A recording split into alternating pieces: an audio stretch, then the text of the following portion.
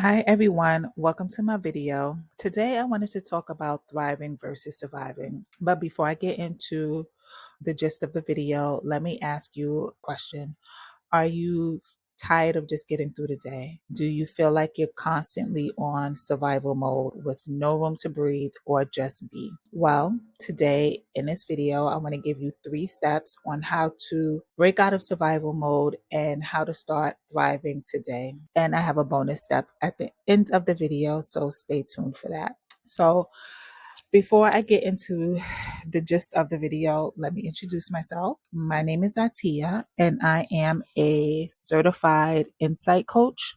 I'm focused on health and wellness, by the way. Sorry.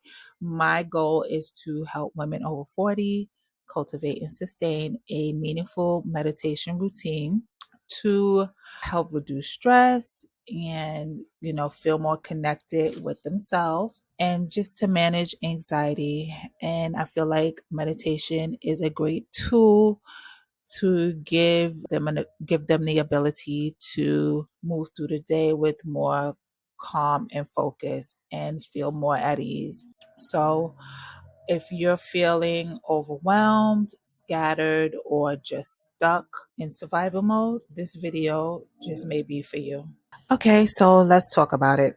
So, how do you gently shift from surviving to actually thriving without the pressure to, get it perfect? Because we know a lot of times we focus on perfection and really there's no perfect way to do anything. So, I would say step one would be to acknowledge and accept where you are. So you want to start with just accepting and acknowledging where you are, maybe the bravest step, just in general, just to admit to yourself that you're in survival mode. So kudos to you when you take that first step, acknowledge that you are in survival mode. It's basically about seeing things clearly initially so that you can make the change. And what's the better way to make that change but to acknowledge, right? So you can always just take a moment, take a step back, and maybe start journaling first just to see how survival mode shows up for you. It doesn't look the same for everyone. So I know for me, it was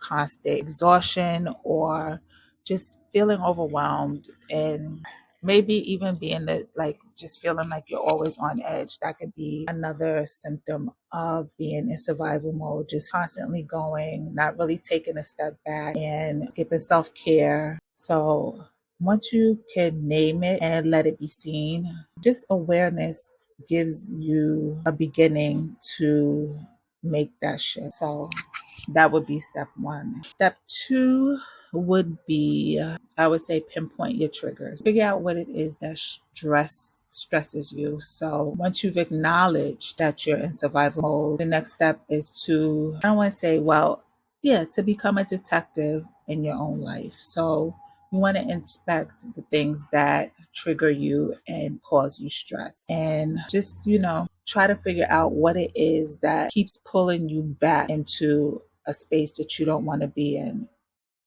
Once you can kind of pinpoint what it is that stresses you out, and journaling can help with this, you can take a moment and just really think about, whether it's work pressure or is it a strained relationship? Is it money?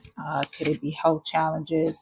Maybe it's a mix of everything. Once you can acknowledge the stress, you can just kind of go ahead and write everything down and just make a list of everything that makes you feel overwhelmed and what makes you feel like you're stretched too thin, because that happens mostly when we are in survival mode. We feel like we're stretched and we just can't get out of that feeling. Then you can just ask yourself, what's in your control? What can you control to help with getting you out of out of survival mode? So once you can pinpoint what it is, you know that the key is right there, right? It's there. You know what it is, and it kind of helps you to stop spinning your wheels and start focusing your energy where it can actually make a difference. So instead of putting your energy in things that I guess you can avoid, put your energy in what's really stressing you. And don't just stop at general ideas, get specific.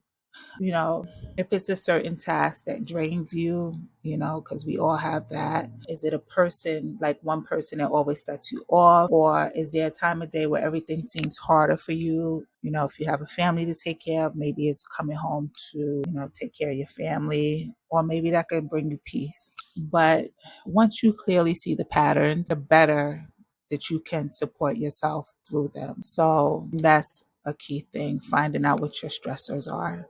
So after step 2, let's see. Step 3 would be build some structure, but keep it flexible. So you don't want to be too rigid. You want to build a routine and still keep that routine somewhat flexible. One thing about survival mode is that it can be chaotic.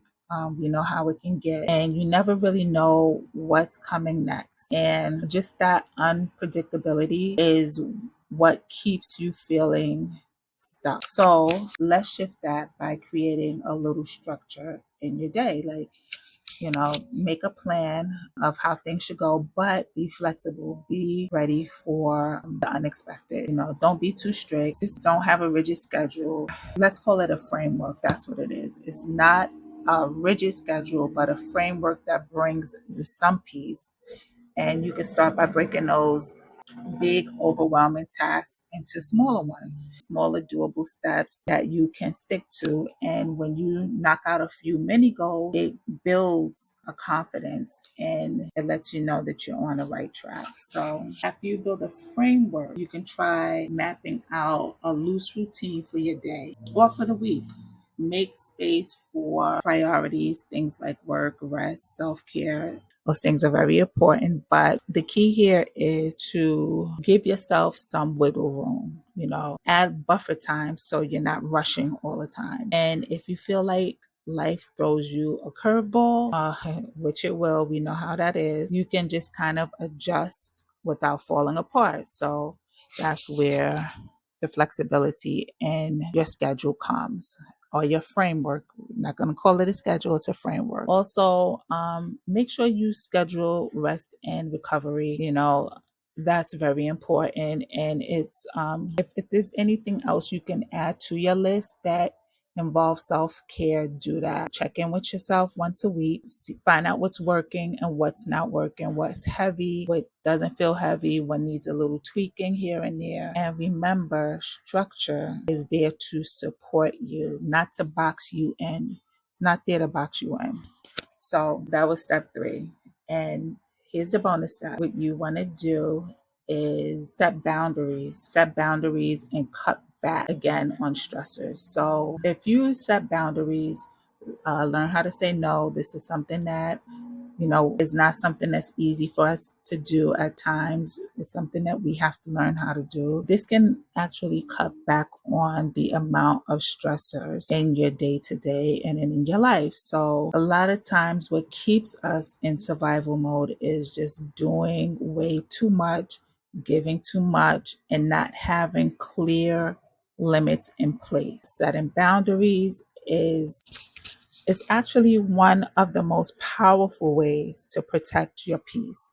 And it's definitely a way that I protect my peace. I got a lot of boundaries. And it's for me, and for you, it can also be for you. But for me, it's a self-preservation tactic, is how I preserve my well-being. And one way you can do this is by starting small. Pick one or two stressors, that you actually have control over, and find ways to reduce or even remove them from your life. And that could be anything like cutting back on how much negative news you consume. And that's actually one thing that I plan on doing. Or you can also try by cutting back on social media and just adding firmer work hours so you're not always on, so you don't feel like you have to work when you shouldn't be working, when you should actually be resting. And just listening to yourself and knowing what doesn't feel good to you, and just know that saying no is a skill that you have to develop. You don't have to explain yourself when you say no. Excuse me. Don't explain yourself. Don't feel guilty. Just, protect your time and energy, and just know that you're not being selfish. It's a necessary act of keeping your sanity, keeping your peace. So I would say just look where your energy is leaking and figure out what small steps you can take to start kind of plugging those leaks. So to me, just creating boundaries is about honoring your capacity and creating space just to breathe again.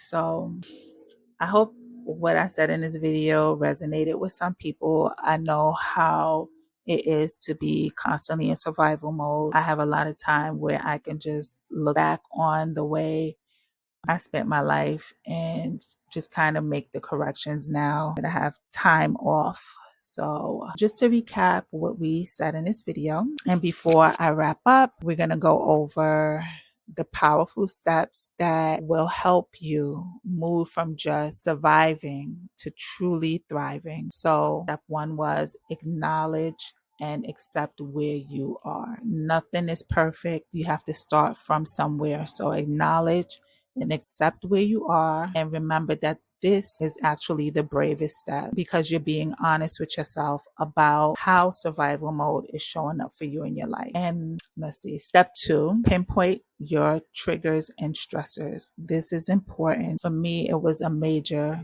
helpful thing was to pinpoint my triggers and stressors, because this is what actually moved me to the next step in my life. It gave me clarity on what was draining my energy so that I could focus on what's actually within my control. And let me tell you, once I did that, a lot changed for me. Once I was able to pinpoint what it was that was stressing me, a lot changed for me. And so we'll move on to step number three. That is build some structure, but keep it flexible. Oh, as a matter of fact, we don't call it a schedule. We call it a framework, right? And make sure you create routines that support your priorities without boxing you in. And remember, flexibility is key because we never know what life is going to throw our way. And let's not forget the bonus step, which was set boundaries, which is kind of like number two. But what we have to remember is that it's okay to say no and release what's not serving you. Find out where your energy is leaking. Just know that all of these steps don't happen overnight. These are something that you have to kind of put into practice. It's actually a skill. And if any of this resonated with you, drop a comment below and let me know how you're dealing with stress, and if you feel like you're in survival mode or are you thriving. And if this video gave you something to think about, go ahead and like it, share it, subscribe to my channel, and just remember that you are worthy of more than just getting by. We all are, and you deserve to thrive. We all do. Again, I want to thank you, and bye bye.